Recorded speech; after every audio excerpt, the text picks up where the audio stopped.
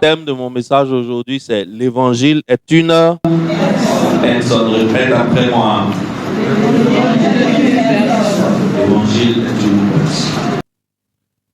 Nous sommes en Romains chapitre 1, verset 3. Oui, verset 1 à 3. On va lire à partir du verset 1.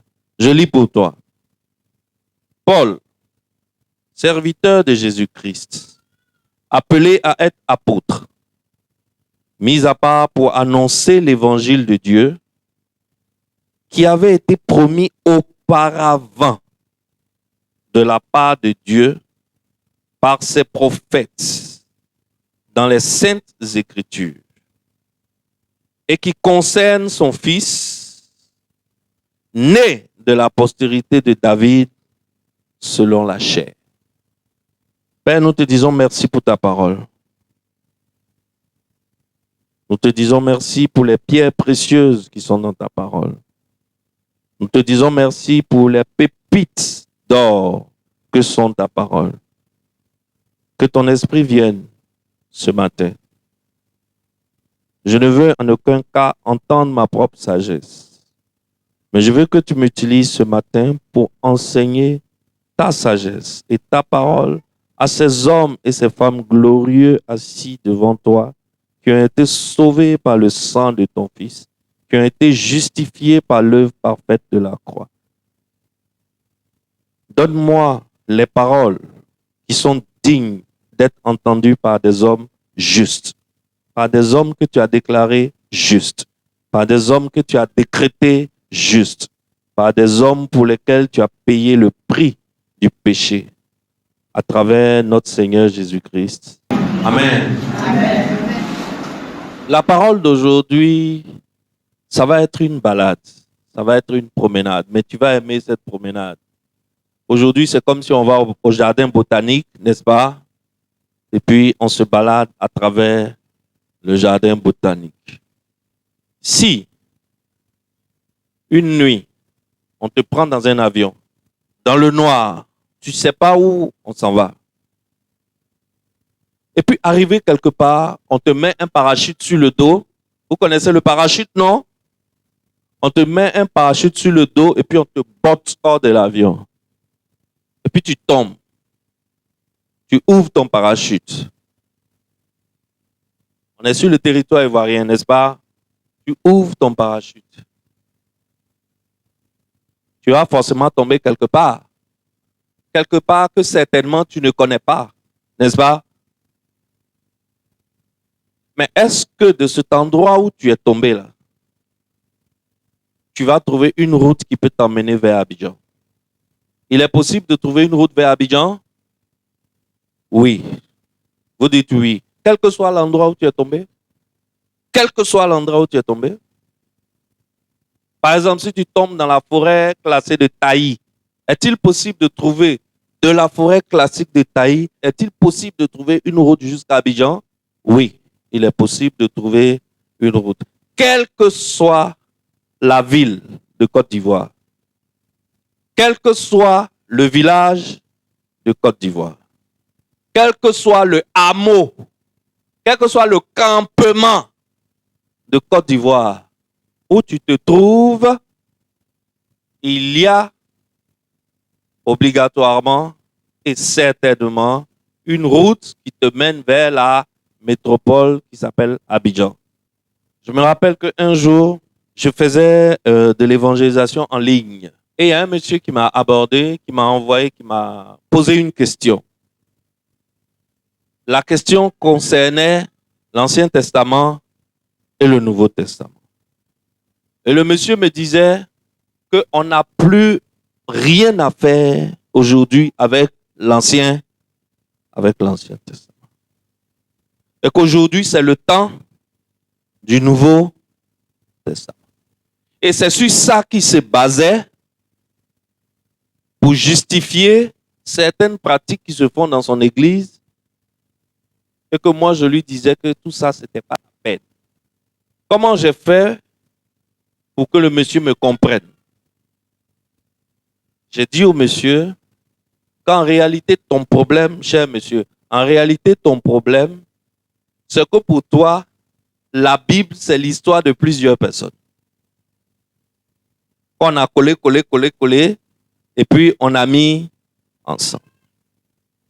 Donc, quand on parle de quelqu'un, pour toi, tu prends la personne séparément et tu la mets dans une boîte et tu l'enlèves du contexte général de la Bible. C'est ça qui est ton problème. Monsieur, ce que tu dois savoir, c'est que la Bible, en réalité, c'est l'histoire d'une seule personne. De Genèse jusqu'à Apocalypse, la Bible ne nous parle en réalité que d'une seule personne. Alors, si tu ne sais pas que la Bible, c'est l'histoire d'une seule personne et que dans la Bible, on ne présente en réalité qu'un seul héros.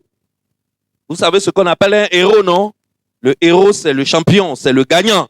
C'est celui qui fait un exploit que tout le monde ne peut pas faire. Et dans la Bible, le seul héros qui existe dans la Bible et dont l'histoire est consignée dans la Bible, en réalité, il s'agit de Dieu descendu parmi les hommes et dont le nom est Jésus-Christ. Est-ce que tu peux acclamer pour ce nom?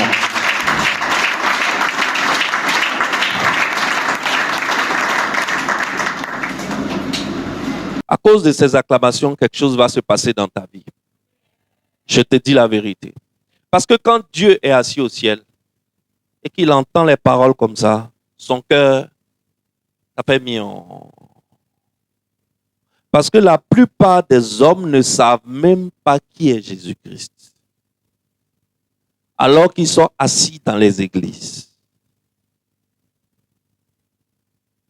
Tout passage dans la Bible, en réalité, oriente vers Jésus-Christ. Tout passage.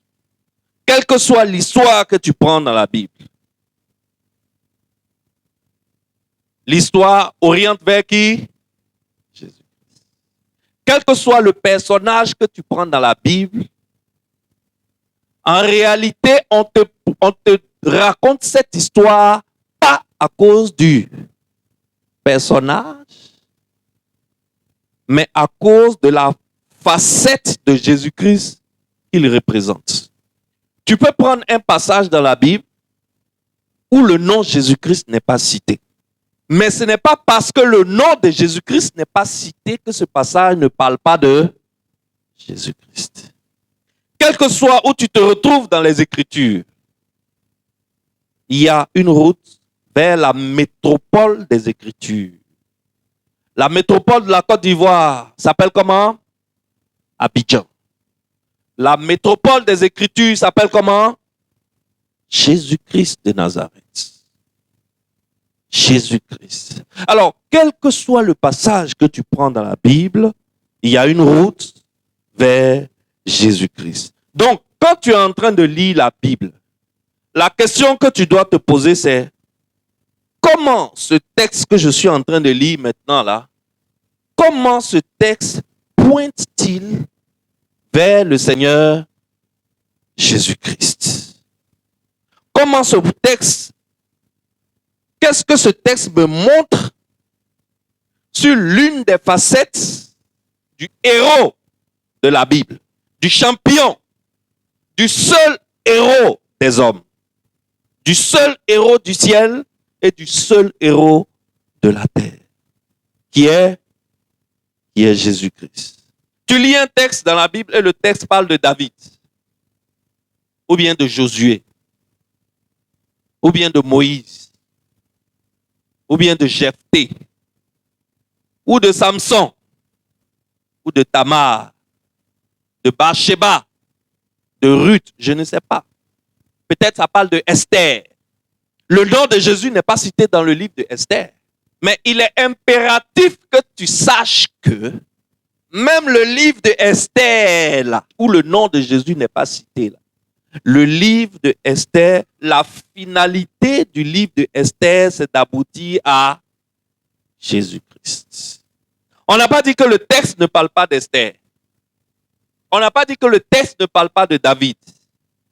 Mais ce que je suis en train de t'enseigner ce matin, c'est que Le personnage de David n'est que la représentation de quelque chose en Jésus-Christ. C'est pour cela que Dieu a accepté que ça soit mentionné dans la Bible. Alors quand tu lis avec cette mentalité, tu vois que désormais tu ne lis plus la Bible comme avant. Avant, quand tu lis la Bible, quand tu es dans Samson, tout ce que tu retiens, c'est la bravoure de Samson. Mais avec ce que je suis en train de t'enseigner ce matin, tu vas te rendre compte que ce que Dieu veut t'enseigner, en réalité, ce n'est pas la bravoure de Samson. Samson n'est que la représentation en petit modèle de la bravoure du Seigneur Jésus-Christ. Alors, si tu lis un texte et qu'à la fin de la lecture du texte, par exemple, tu lis David contre Goliath, et à la fin de la lecture de David contre Goliath, tout ce que tu retiens, c'est les exploits de David. Naturellement, tu vas chercher à ressembler à qui? Tu vas chercher à ressembler à David. N'est-ce pas? Et qui est-ce que ton cœur va retenir comme le héros de ta vie? David. Ton cœur va retenir David comme le héros de ta vie. Or, est-ce que le modèle que les évangiles nous donnent, le modèle que la parole de Dieu nous donne, est-ce que c'est David? C'est qui? C'est Jésus-Christ. Alors, lorsque tu lis David, tu dois savoir qu'il ne s'agit pas de David. Mais il y a quelque chose en David que Dieu veut te montrer, dont le meilleur échantillon se trouve en Jésus-Christ. Ce que tu as vu dans David là, c'est... Mais le vrai modèle se trouve en Jésus. Et David a tué Goliath alors qu'il n'avait que 17 ans, avec une pierre. Dieu veut te préparer à comprendre qu'il y a un grand David qui arrive. Et qu'il n'y a aucun Goliath dans ta vie que ce grand David-là ne peut pas abattre. Donc ce n'est pas toi qui abats Goliath. Qui abat Goliath? C'est le héros de ta vie qui abat Goliath. Et toi, tu t'identifies à sa victoire. Est-ce que tu comprends? C'est parce que les chrétiens n'ont pas compris ça qu'on a pris la Bible, on a fait sauce arachide à être d'art. On a mélangé la Bible, on raconte tout et n'importe quoi. C'est pour cela que quelqu'un peut se lever et puis il va dire, David, pour abattre Goliath, il est allé au torrent et il a pris 5 pierres polies dans le torrent. Prends 5 passages bibliques, viens me voir, je vais prier pour toi. Tu vas abattre ton Goliath. Et puis toi aussi, naïvement, le prophète a parlé. Le prophète dit, comme David a pris 5 pierres polies dans le torrent et qu'il a abattu Goliath, moi aussi je vais choisir 5 passages bibliques qui me plaisent. Le prophète va bénir les passages bibliques et ça va devenir la pierre que je vais prendre pour abattre le Goliath de ma vie. Toi, tu peux abattre Goliath. Il y a une seule personne qui peut abattre Goliath. C'est qui? C'est Jésus-Christ. Et moi, je m'identifie à la victoire de Jésus-Christ.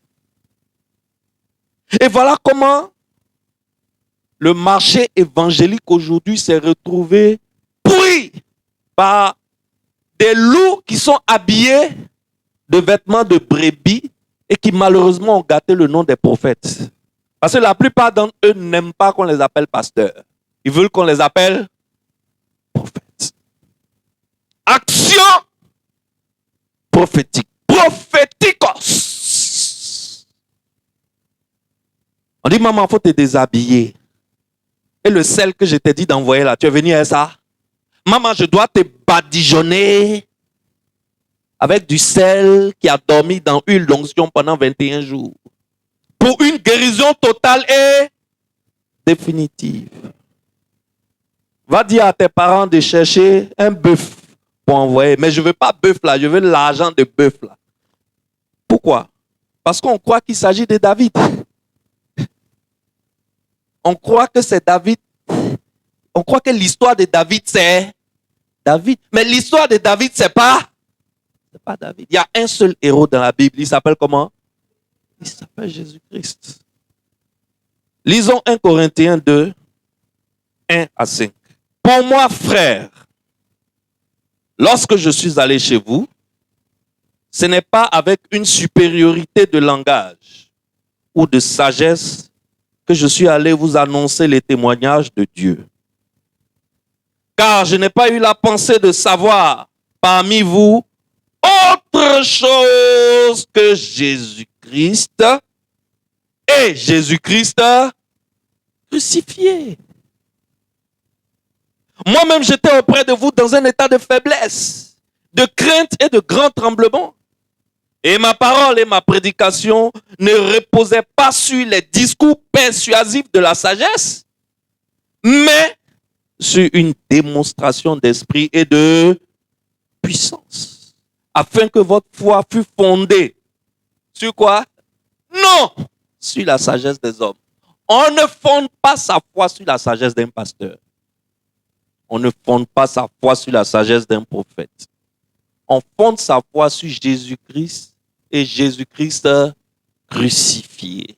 Mais sur la puissance de Dieu. L'évangile est la puissance de Dieu. Alors, quel était le message, d'après Paul, quel était le message central de l'Ancien Testament? Actes chapitre 13, de versets 16 à 23. Paul se leva et ayant fait signe de la main, il dit: Hommes israélites, et vous qui craignez Dieu, écoutez. Le Dieu de ce peuple d'Israël a choisi nos pères. Il mit ce peuple en honneur pendant son séjour au pays d'Égypte. Et il en fit sortir par son bras puissant. N'oublie pas, quelle est la question à laquelle on veut répondre? Quel est le message central de l'Ancien Testament, selon Paul? N'est-ce pas? Le Dieu de ce peuple d'Israël a choisi nos pères. Il mit ce père en honneur pendant son séjour au pays d'Égypte. Et il en fit sortir par son bras puissant. Et il les nourrit près de 40 ans dans le désert. Et ayant détruit 7 nations au pays de Canaan, il leur en accorda le territoire comme propriété. Après cela, durant 450 ans environ, il leur donna des juges jusqu'au prophète Samuel. Ils demandaient alors un roi. Et Dieu leur donna pendant 40 ans Saül, fils de Kis, de la tribu de Benjamin. Puis l'ayant rejeté, il leur suscita pour roi David, auquel il a rendu ce témoignage. J'ai trouvé David, fils d'Isaïe, homme selon mon cœur, qui accomplira toutes mes volontés. Et quelles sont toutes mes volontés? C'est de la postérité de David que Dieu, selon sa promesse, a suscité à Israël un sauveur. Qui est qui? Quel est le message de l'Ancien Testament selon Paul? Dieu a suscité à son peuple un sauveur qui s'appelle Jésus-Christ. Donc, tu ne peux pas me dire que l'Ancien Testament ne parle pas de Jésus-Christ. De Genèse jusqu'à Apocalypse, toutes les Écritures parlent de Jésus-Christ. Paul n'a pas fini sa démonstration. En Actes 13, 26 à 27, il dit: Hommes frères, fils de la race d'Abraham, et vous qui craignez Dieu, c'est à vous que cette parole de salut a été envoyée. Car les habitants de Jérusalem et leurs chefs ont méconnu Jésus, et en le condamnant, ils ont accompli les paroles des prophètes qui se lisent chaque sabbat. Donc d'après Paul, ce que les Juifs lisent chaque sabbat là, c'est quoi? C'est qui? C'est l'histoire de qui? Des Juifs lisent chaque sabbat l'histoire de qui? L'histoire de Jésus. Mais ce Jésus-là descend, il vient parmi eux et ils font quoi? Ils le rejettent et ils le crucifient. Mais même le rejeter et le crucifier, là, ça fait partie du plan de Dieu. Ça fait partie de la promesse qui concerne ce Fils.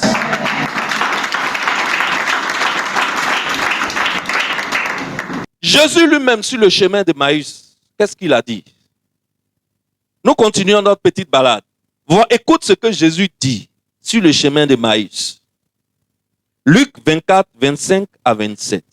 Alors Jésus leur dit, ô homme sans intelligence, et dont le cœur est lent à croire tout ce qu'ont dit les prophètes. Ne fallait-il pas que le Christ souffrit ces choses et qu'il entrât dans sa gloire? Et commençant par Moïse et par tous les prophètes, il leur expliqua dans toutes les Écritures ce qui le concernait. Ce qui concernait qui? Ce qui concernait Jésus. Donc dans toutes les Écritures, il s'agit de Jésus. Au verset 44, il dit, puis il leur dit, c'est là ce que je vous disais lorsque j'étais encore avec vous, qu'il fallait que s'accomplisse tout ce qui est écrit de moi dans la loi de... Donc dans la loi de Moïse, là, il s'agissait de qui? Il s'agissait de Moïse, de Jésus. Dans les prophètes et dans les psaumes. Est-ce que c'est pas ça qui est la structure de l'Ancien Testament? L'Ancien Testament, c'est quoi? La Pentateuque, les 5 livres de Moïse, qu'on appelle la Pentateuque. Penta, ça veut dire 5, c'est tout. Hein? Les gros mots là, quand tu entends, il ne faut même pas ton cœur va battre. Celui qui a prononcé là, dis-lui de t'expliquer. S'il n'est pas capable de t'expliquer, ça veut dire que lui-même là, il ne comprend pas, il ne connaît pas. Sinon, on dit Pentateuque. Pour toi, le mot est trop costaud, ça blesse la gorge. Pentateuque, là, ça veut dire penta qui est dedans, là, ça veut toujours dire 5 en grec. Donc, c'est un lot de 5 livres. Donc, la Pentateuque, c'est quoi? Genèse, Exode, Lévitique, Nombre et Deutéronome. Voici la première structure. La deuxième structure de la Bible, c'est les prophètes. Et la dernière structure, c'est les psaumes. Psaumes, c'est quoi? Le livre de psaumes, Proverbes, Ecclésiaste, Cantique des cantiques. Est-ce que tu vois? Donc, même dans Cantique des cantiques où on parle de l'amour entre un homme et une femme, là, en réalité, il s'agit de qui? Il s'agit de l'amour entre Jésus-Christ et son épouse, l'Église.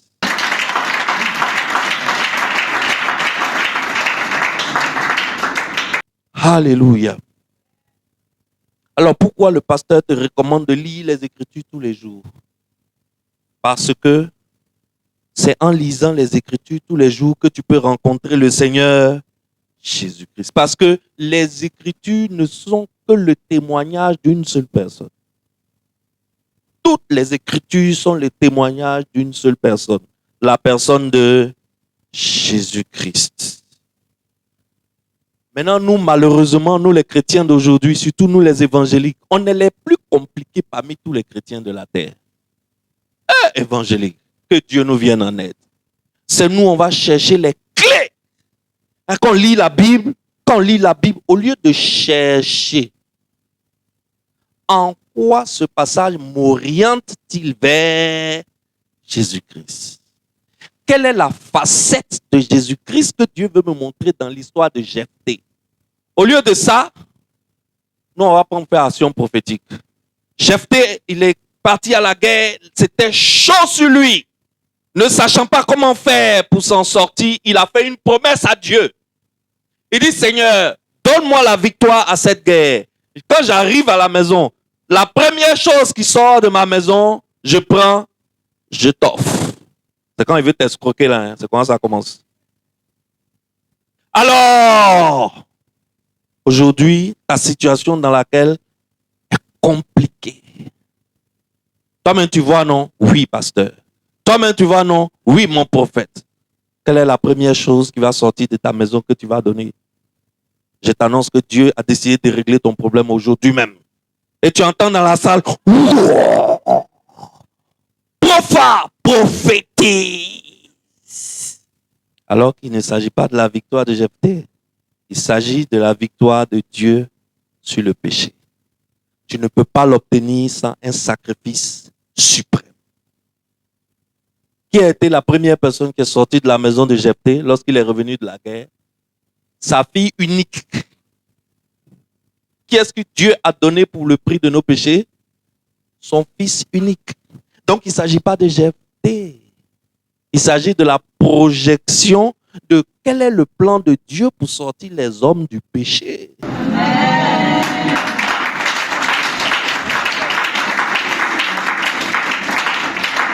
Amen. La semaine prochaine, je vais vous montrer des choses incroyables dans la Bible. La semaine prochaine, il ne faut pas louper. Je vais te montrer comment Pierre, l'apôtre Pierre, a démontré que tout l'Ancien Testament ne parle que de Jésus-Christ. Alors, à partir d'aujourd'hui, Excellence, tu es dans cette église, tu as la grâce et le privilège de recevoir ces enseignements qui, en général, ne sont réservés qu'à ceux qui font école pastorale. Mais on te donne cet enseignement-là. On a descendu cet enseignement-là jusqu'à ton niveau pour que tu comprennes que l'évangile est une personne. Et c'est la personne du Seigneur Jésus-Christ. La Bible tout entière ne parle que d'une seule personne. Il s'agit de Jésus-Christ. Tu cherches la solution à ton problème. Va vers qui? Va vers Jésus-Christ. Va vers Jésus-Christ. Lève-toi, enfant.